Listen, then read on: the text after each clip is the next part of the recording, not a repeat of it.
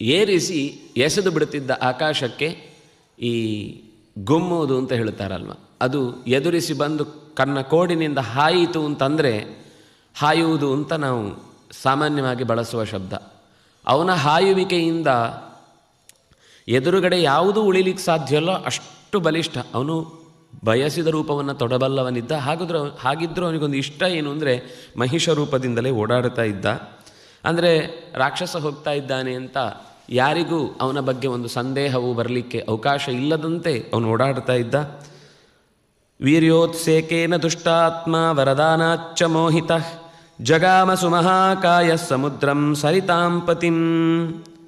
ಅವನಿಗೆ ತನ್ನ ತೋಳಿನ ಬಲದಿಂದ ಮತ್ತು ರುದ್ರದೇವನ ವರಬಲದಿಂದ ಪಡೆದ ಅಹಂಕಾರ ಮಿತಿಮೀರಿತ್ತು.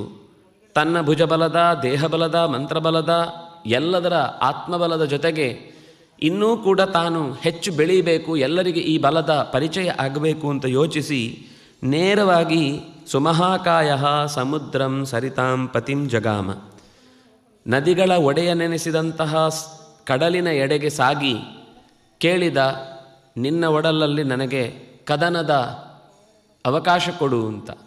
ನಿನ್ನ ಜೊತೆಗೆ ನಾನು ಯುದ್ಧ ಮಾಡಬೇಕು, ನನಗೆ ಯುದ್ಧಕ್ಕೆ ಅವಕಾಶ ಕೊಡು. ನನಗೆ ತೋಳು ತುರಿಸ್ತಾ ಇದೆ, ಒಬ್ಬರು ಕೂಡ ಒಂದು ಹೋರಾಟ ಮಾಡಲಿಕ್ಕೆ ಗಟ್ಟಿ ಜನ ಇಲ್ಲ.